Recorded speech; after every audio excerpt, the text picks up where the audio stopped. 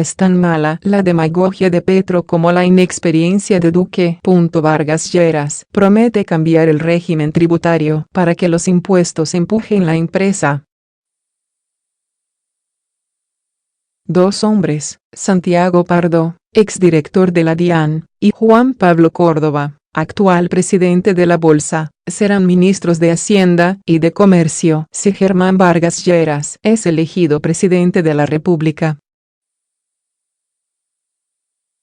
El candidato hizo la revelación en la siguiente entrevista, como una especie de prueba de que me estoy preparando para gobernar.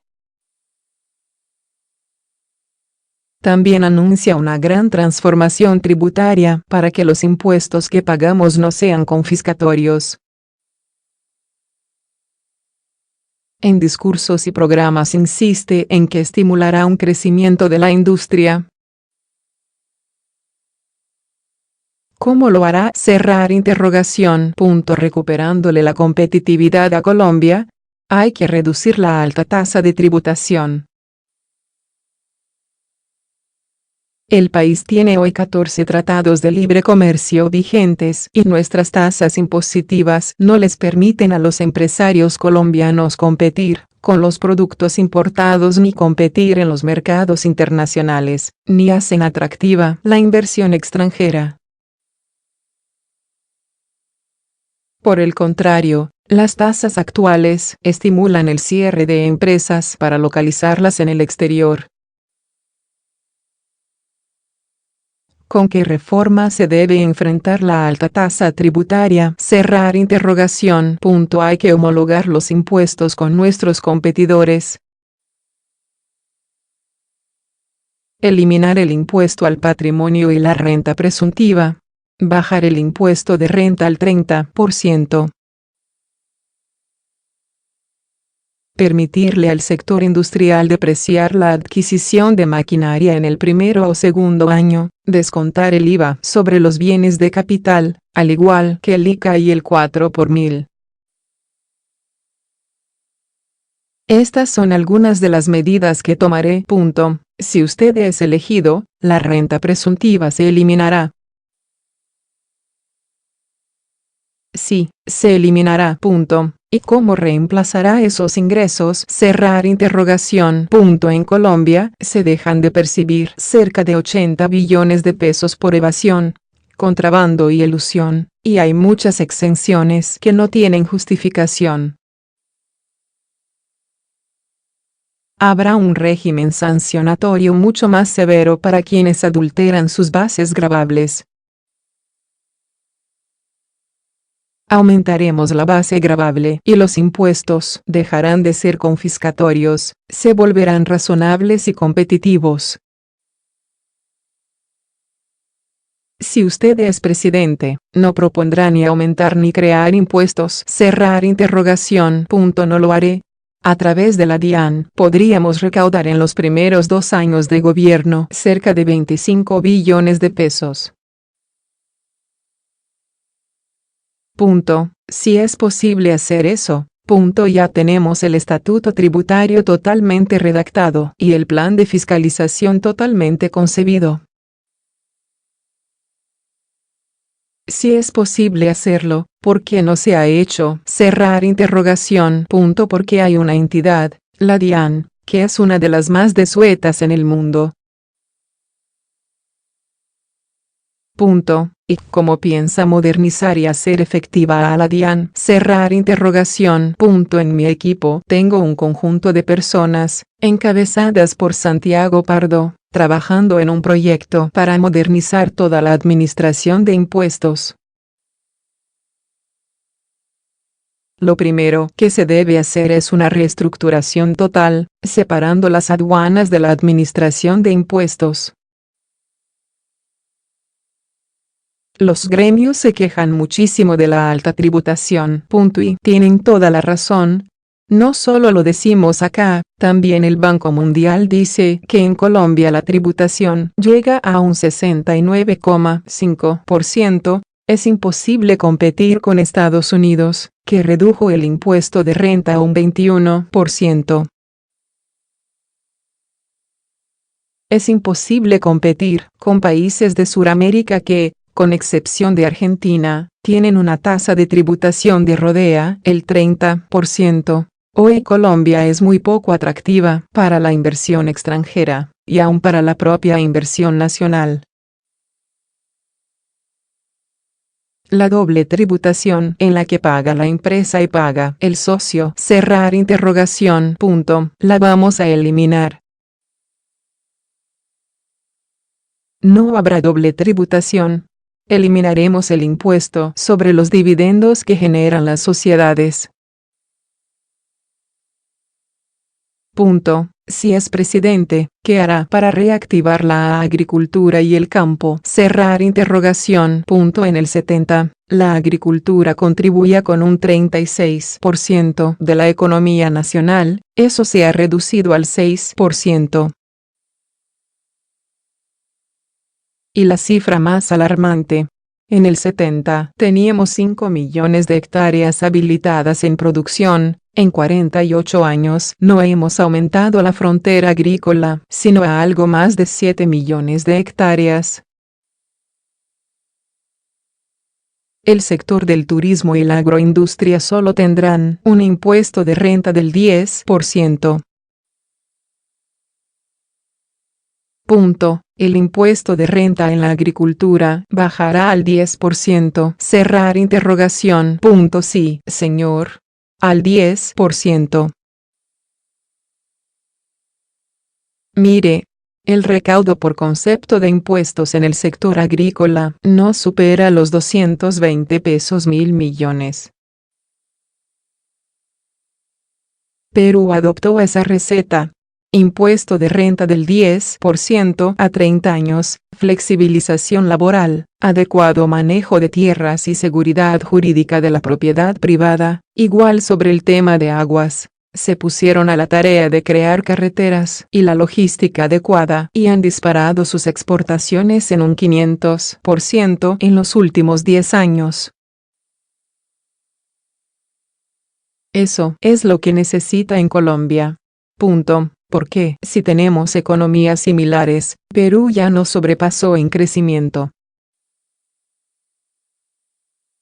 Es que acabamos con todos los instrumentos de intervención agrícola. Vendieron el banco ganadero, el banco cafetero, se reconvirtió a la caja agraria, le dimos un gran golpe al ICA, donde se hacía investigación y transferencia, se liquidó el IDEMA, que era la entidad encargada de fijar precios de sustentación. Acabamos con el DRI, Desarrollo Rural Integrado, y con el IMAT, creación del Dr. López Michelsen, y hoy tenemos 600 distritos de riego inutilizados en su mayoría.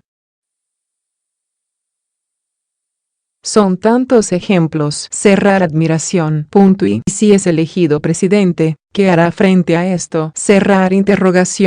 Habrá mayor intervención del Estado a través del Ministerio de Agricultura, y de la reconversión de algunas de las entidades. Hay que fortalecer el Banco Agrario, que hoy está dedicado a disputarse el crédito de consumo en las grandes ciudades. Hay que volcarlo al campo y fortalecer Finagro, ya como banco de inversión rural para la formulación, evaluación y financiamiento de proyectos agropecuarios. ¿En qué programas de desarrollo rural ha pensado para fortalecer la paz? Yo tengo un gran plan para el sector rural, empezando por la red terciaria. El país tiene 140. 000 kilómetros en red terciaria, y en buen estado tan solo está el 4%. Construiremos 100. viviendas rurales, incorporaremos 200.000 nuevos hogares rurales al servicio de energía eléctrica, llevaremos al colegio a 500. 000 niños adicionales. La red terciaria ¿de qué manera beneficia la paz? La red terciaria es la posibilidad de que las zonas productoras más apartadas del país puedan sacar sus productos a los mercados. El campo también necesita mejorar sus servicios públicos. Hay 4 millones de colombianos viviendo en áreas rurales sin los más elementales servicios de agua potable y alcantarillado. Usted diría que esa será su implementación de la paz. Sí. Con las reglamentaciones apenas y sanciones que faltan.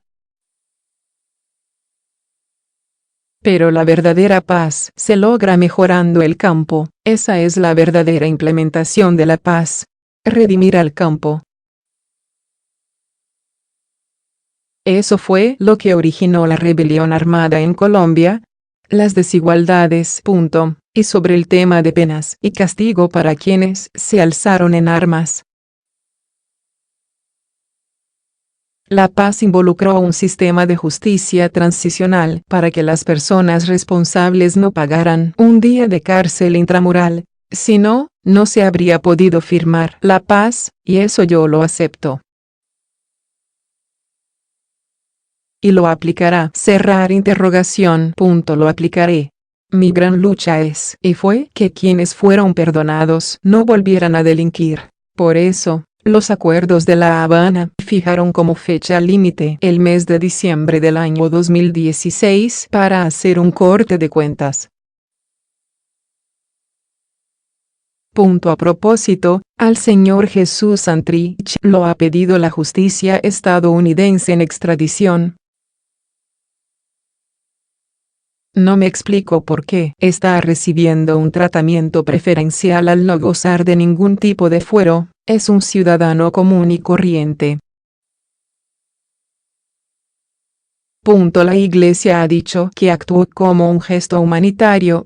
Es un mal precedente. Igual podrían pedirlo miles de personas detenidas. Según la encuestadora Cifras y Conceptos, su candidatura se disputa con la de Gustavo Petro el paso a segunda vuelta. Las propuestas de Petro son de izquierda radical y de demagogia. No se fundamentan en la realidad del país. Petro tuvo la oportunidad de gobernar a Bogotá y el balance no le es para nada favorable. Yo tengo la experiencia de más de 30 años de servicio, con gran capacidad ejecutiva. Conozco el Estado colombiano perfectamente. Sé dónde están sus fortalezas, sus vulnerabilidades, y tengo el programa de gobierno más realizable y posible para transformar el país. Si usted gana la opción de ir a segunda vuelta, ¿cómo hará para vencer a Duque? Es ¿qué tan mala es la izquierda radical de Petro como la extrema derecha de Duque? Además, no creo que alguien que nunca ha tenido la responsabilidad de conducir nada, ni en el sector privado ni en el sector público, que tan solo ha estado un periodo en el Congreso, tenga el conocimiento y la experiencia para manejar los delicados problemas que enfrenta hoy nuestro país. Yo me he estado enfrentando a un novato y a un demagogo. ¿Por qué llama novato al doctor Duque? Por la cantidad de cosas irrealizables que promete. El problema no es su juventud, sino su falta de experiencia. ¿A quién no le sorprende escucharlo decir que va a cerrar las cortes, que va a eliminar a 100 parlamentarios? Con solo esas dos propuestas, todas las energías del próximo gobierno se irían en solucionar el caos que eso provocaría. Este país lo que necesita es avanzar. ¿Por qué llama demagogo a Gustavo Petro? Petro gobernó Bogotá y la gobernó mal. Prometió lo mismo que está ofreciéndole hoy al país. Que iba a construir 1000 jardines infantiles. Entregó 6. Que iba a construir decenas de escuelas y colegios. No hizo uno. Que iba a reformar el sistema de salud. Lo entregó con una deuda de 700,000 millones de pesos. Hizo demagogia hasta con el Transmilenio, y lo condujo a la quiebra. Anuncia que eliminará las EPS. Es absurdo. Las EPS lo que requieren es una adecuada reforma. Yo preservaría 20 EPS sólidas y las vigilaría estrechamente. Lo mismo pasa con las EPS. Si usted no fuera candidato, ¿por quién votaría? Le diré por quién no votaría. Por Gustavo Petro. ¿Qué opina de Sergio Fajardo? Al doctor Fajardo no le he visto ninguna propuesta en concreto para ningún sector distinto al de la educación. ¿Por qué los colombianos deberían votar por usted?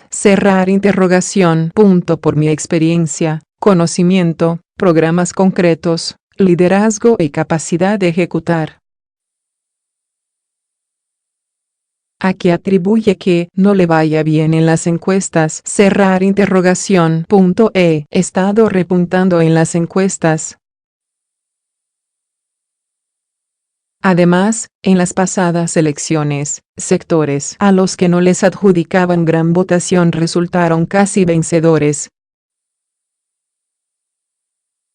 De todos los ministros, ¿cuál va a ser el más difícil para escoger? Ya tengo más o menos perfilada la gente que me acompañará. No puede ser. Sí, porque en la elaboración de los 28 documentos de mi programa de gobierno participaron centenares de profesionales muy capaces, y ahí identifiqué a varios. Como quienes. El manejo económico del país requerirá hombres diestros y muy capaces. Le menciono dos nombres. El doctor Juan Pablo Córdoba, actual presidente de la Bolsa, y el doctor Santiago Pardo, exdirector de la DIAN. Ellos serán los responsables del manejo económico, uno en el Ministerio de Hacienda y el otro en el Ministerio de Comercio e Industria.